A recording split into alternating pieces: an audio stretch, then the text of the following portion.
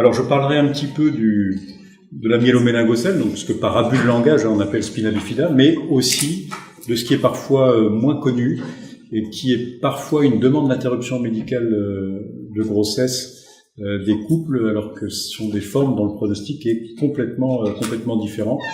Et on a beaucoup de moyens maintenant de mieux préciser ce pronostic. Alors un petit mot d'épidémiologie, j'ai emprunté ça à mon ami Luc Joyeux, que je cite d'ailleurs à la fin de cette diapositive. La prévalence des anomalies de fermeture du tube neural ne diminue pas ni en Europe ni en France. Sauf peut-être aux Pays-Bas, M. Hafner en parlera tout à l'heure. Et la prévalence totale du spina bifida est même en augmentation en France. Alors, prévalence totale, ça inclut les interruptions médicales de grossesse. En tout cas, entre le début des années 90 et maintenant, cette prévalence a augmenté et puis elle atteint actuellement 4,5 pour 10 000. Alors, est-ce que c'est un problème de prévention? Est-ce qu'il y a d'autres facteurs? Est-ce qu'il y a des facteurs environnementaux? Ça reste encore débattu.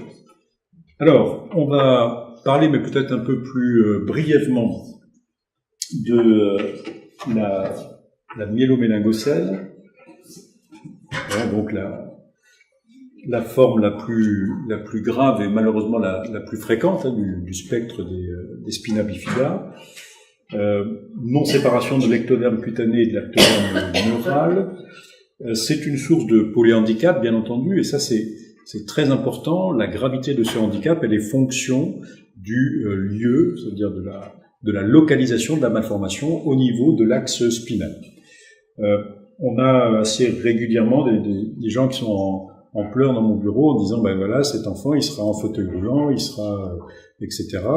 Je crois qu'il faut quand même nuancer ça. Il est certain que dès qu'on dépasse, on va dire le quadriceps, une forme L1 et L2, effectivement, sont des enfants qui sont non marchands, mais des formes plus basses, des formes L5, on peut quand même avoir une atteinte des fessiers, certes, et des formes sacrées, eh bien, ce sont des enfants qui, de toute façon, seront marchands, avec, bien entendu, les troubles urinaires qui, eux, seront présents, mais là encore, dans les formes sacrées, pas toujours de manière aussi importante que pour les malformations situées plus haut au niveau de l'axe neural.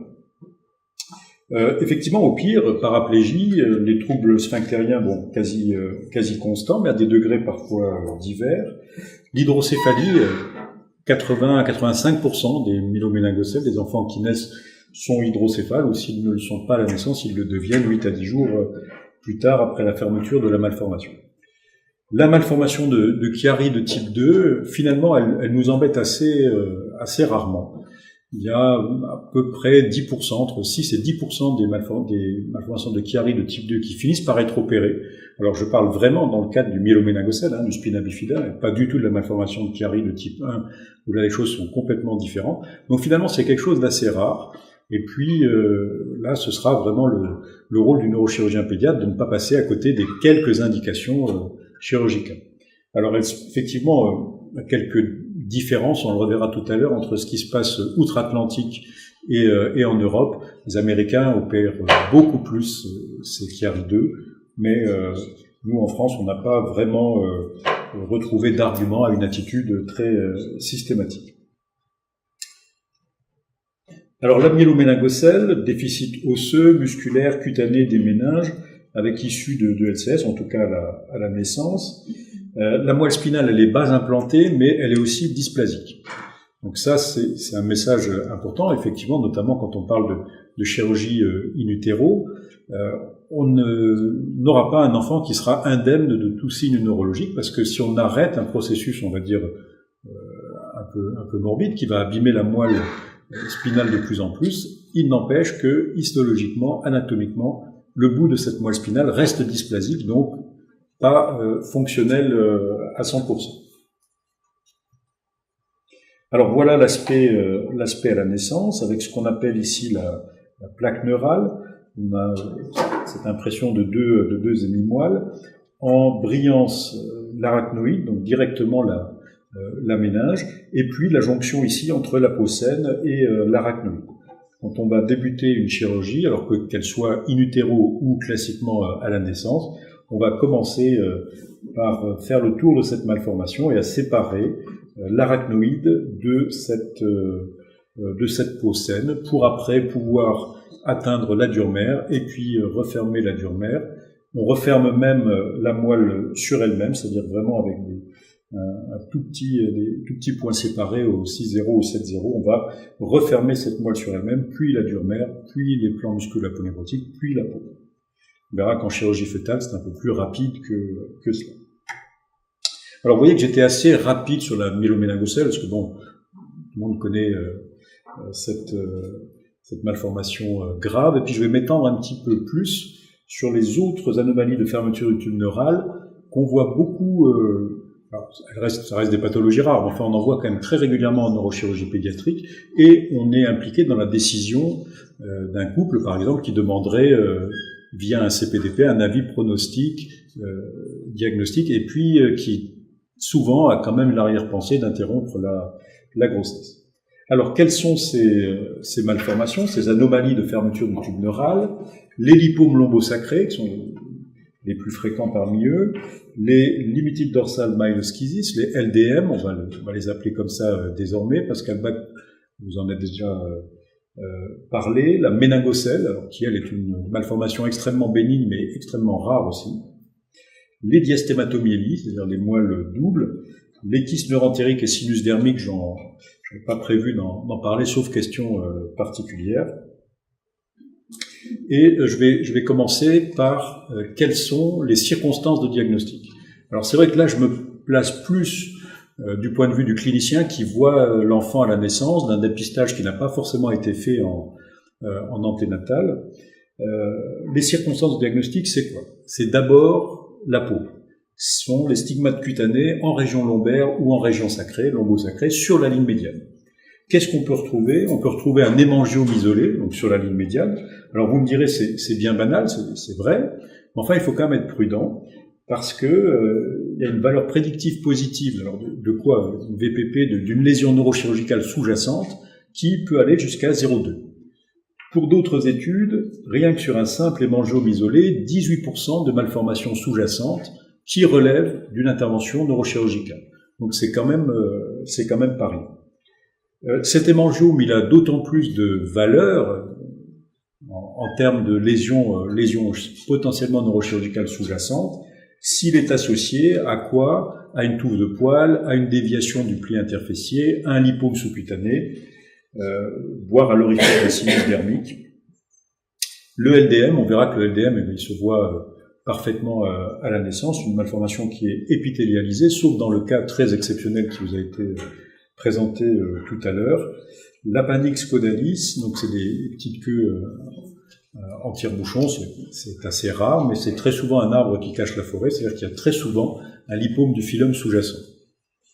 Et puis les lésions en brûlure de cigarette qui sont maintenant classées avec les LDM. Donc c'est une forme particulière de LDM qui est d'excellent pronostic, mais qui est quasiment systématiquement chirurgicale. Les autres circonstances de diagnostic, ce sont les troubles urinaires.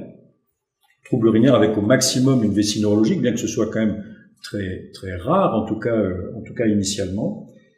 Les complications infectieuses, j'en ai parlé un petit peu tout à l'heure. Alors ça, c'est surtout vrai dans le cadre exclusivement vrai dans le cadre des sinus dermiques.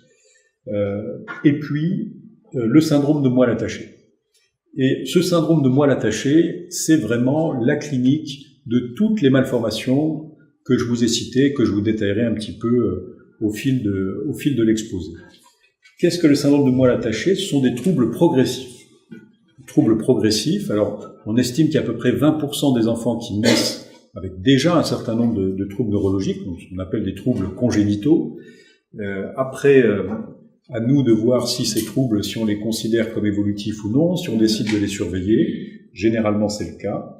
Et ce syndrome de moelle attachée, moi j'aime bien l'appeler syndrome neuro-uro-orthopédique. Il associe, donc encore une fois de manière progressive, des déficits sensitivo-moteurs des membres inférieurs. Alors là, on ne parle pas effectivement de fauteuil roulant, ou de choses comme ça, mais il y a souvent un manque de force d'un côté, il y a souvent un côté qui traîne un petit peu plus, ou ce sont des enfants quand ils marchent ou quand ils courent qui ont un petit peu moins d'endurance que d'autres enfants. C'est souvent asymétrique, hein. Ça peut être associé à des douleurs.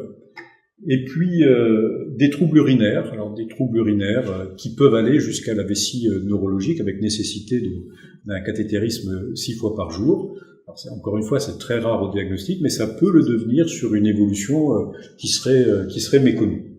Et puis orthopédique avec des déformations à la fois des membres inférieurs, un pied varus, un mal perforant plantaire par exemple, et puis là encore des douleurs, voire même des troubles trophiques. Et tout cela en relation avec la fixation congénitale et la traction progressive, ou la traction progressive sur la moelle spinale. Donc ça, c'est vraiment la clinique de ces enfants. Autant dire que ça n'a rien à voir avec la myéloméningocèle et ces troubles qui sont quand même assez souvent majeurs au niveau moteur, qui sont constants au niveau sphinctérien. On est sur un tout autre tableau clinique. Alors, les lipomes lombosacrés, alors c'est la forme la plus fréquente de ces spina bifida dits occulta, occulta voulant dire caché, c'est-à-dire que on a de la peau saine qui recouvre ces malformations.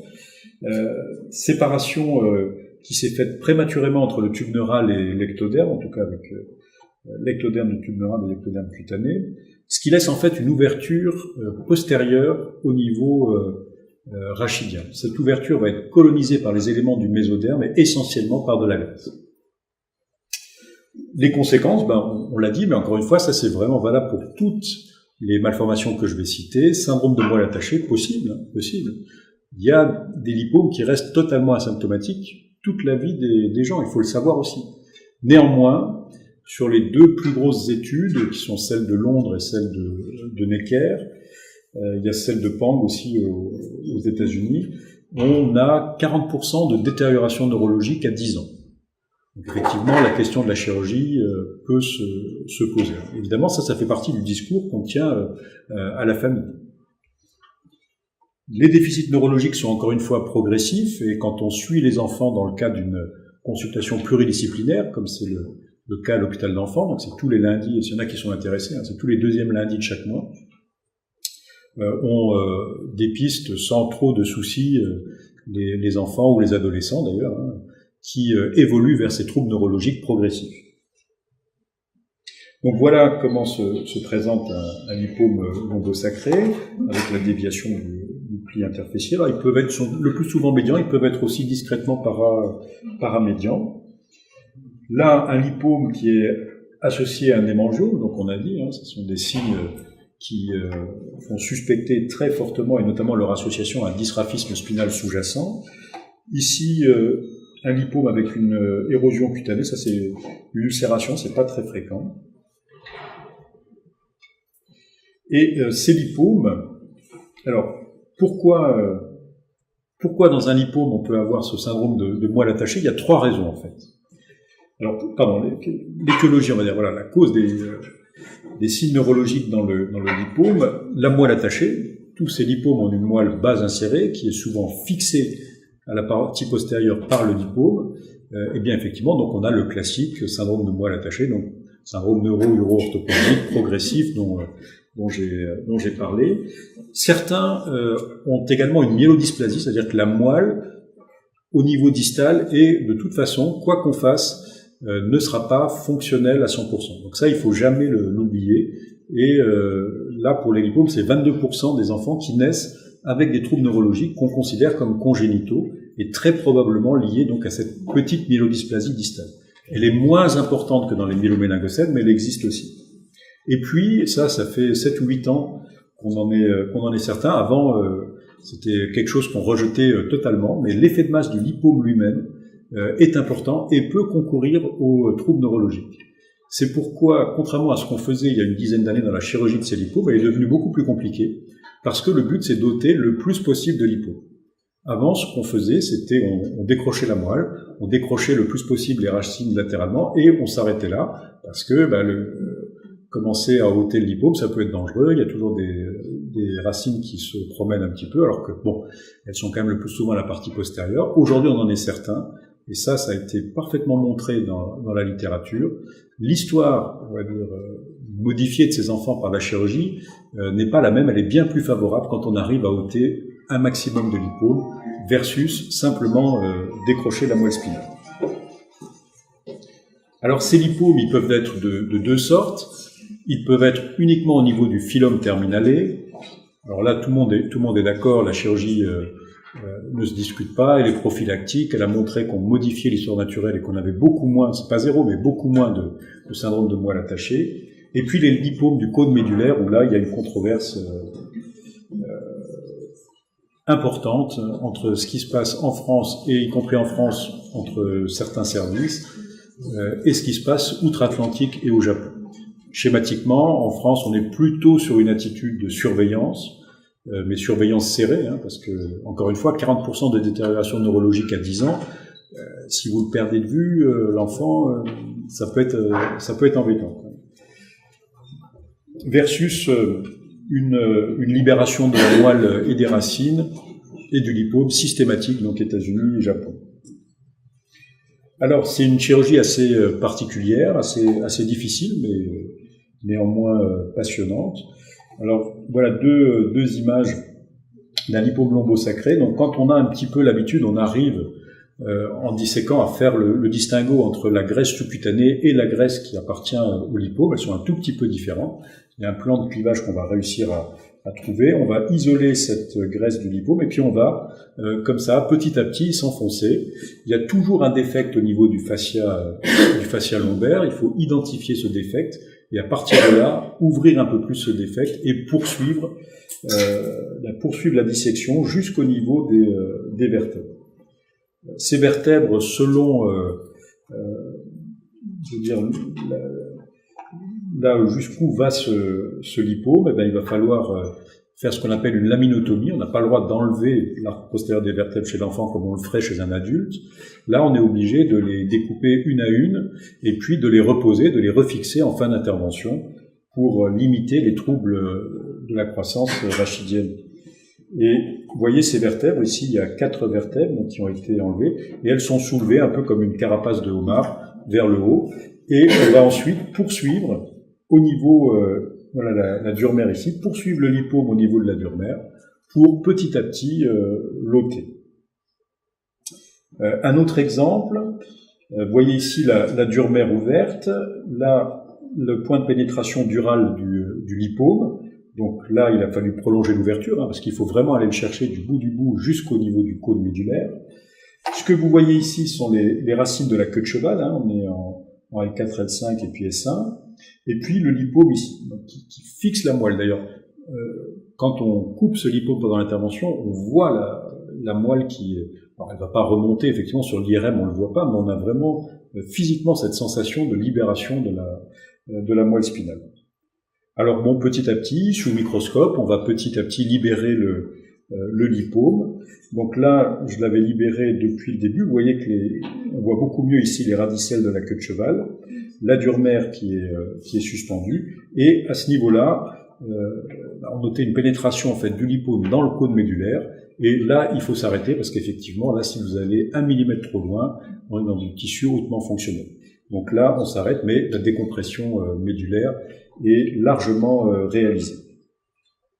Alors les LDM, anomalies de la neurulation primaire, spina bifida occulta, comme tous ceux que je vous montre là, Pascal Bach l'a dit, donc c'est effectivement à la fois une malformation occulte, il y a systématiquement une tige qui part de la moelle spinale et qui va jusqu'au bout du sac. L'hypothèse actuellement, c'est une disjonction incomplète de l'ectoderme cutané et neural.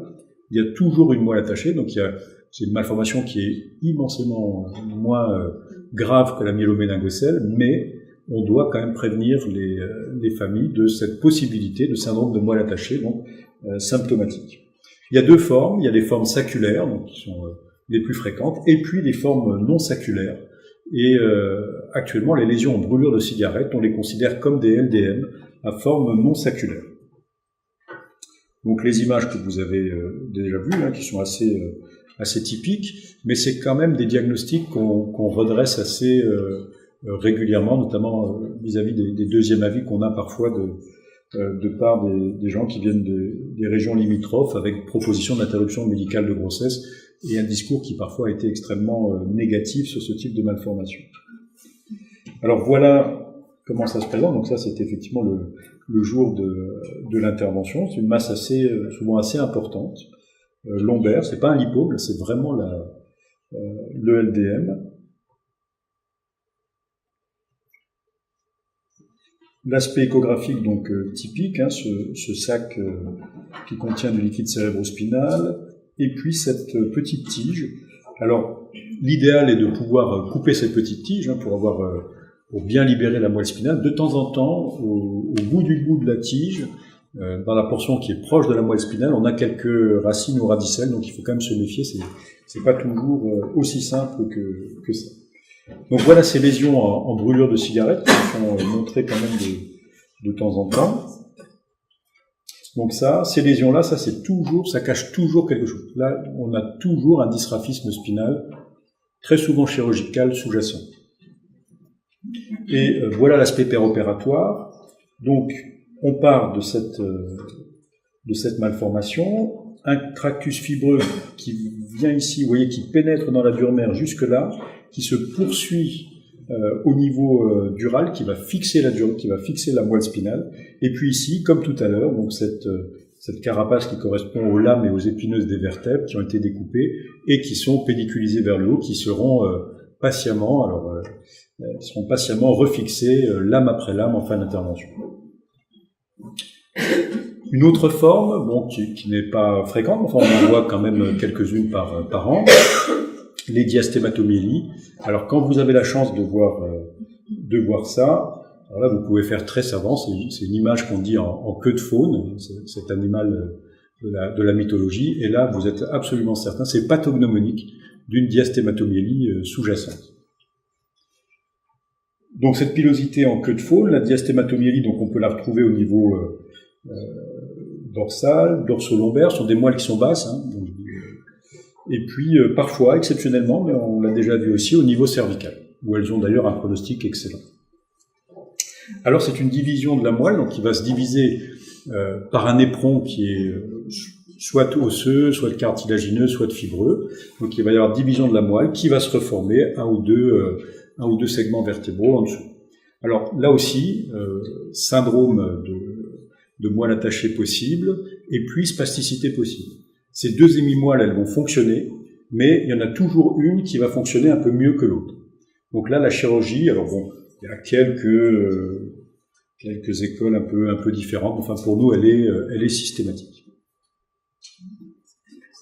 La méningocèle, c'est une malformation totalement bénigne, c'est tout simplement un défect osseux par lequel vous allez avoir une évagination à la fois de la dure mère et du liquide cérébrospinal.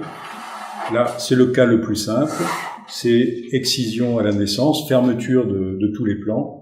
Il n'y a aucun déficit neurologique sur ce type de malformation. Il faudra quand même bien se méfier de vérifier que la moelle soit pas base insérée, auquel cas il faudra quand même suivre l'enfant en multidisciplinaire pour être sûr qu'il ne développe pas un certain nombre de moelles attachées, mais c'est plus qu'exceptionnel. Donc dans l'immense majorité des cas, c'est excision de cette poche et puis c'est fin de l'histoire.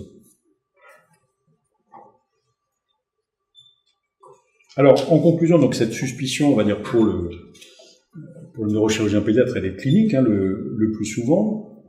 Qu'est-ce qu'on fait comme examen quand on a ce type de malformation? Jusqu'à 3 voire 4 mois, l'échographie médulaire est quand même un examen extrêmement intéressant. Après 4 mois, on commence à avoir une ossification des lames et plus de difficultés à diagnostiquer ces malformations. L'IRM médulaire, dans tous les autres cas. Des malformations sont toujours chirurgicales, le sinus dermique, la myeloméningocèle, la méningocèle, les diastomatomélies, les lipomes du phylum. Les malformations sont parfois chirurgicales, les lipomes lombosacrés, les lipomes du cône. Alors les lipomes lombosacrés avec surveillance véritablement stricte pour pouvoir intervenir dès qu'on a le moindre doute. Surveillance multidisciplinaire dès le diagnostic, donc ces formes-là, au même titre que les spina bifida entre guillemets classiques, les myeloméningocèles, elles sont suivies en consultation multidisciplinaire. que vous avez besoin du collègue urologue pour vous dire, ben là, la vessie commence, on a fait un examen urodynamique et ça commence à aller moins bien, etc. Donc tout ça, c'est des questions qu'on se pose et qui peuvent amener à une réintervention. Surveiller la statique rachidienne, au minimum toute la croissance. Quand vous faites une chirurgie, comme je l'ai montré, en moyenne, les premiers signes de désaxation vertébrale, c'est 2 ans après la chirurgie. Alors évidemment, on s'entoure d'une refixation soigneuse des lames, on s'entoure d'un corset rigide pendant 3 mois, mais ça ne prémunit pas complètement d'une scoliose, voire d'une kyphoscoliose ultérieure.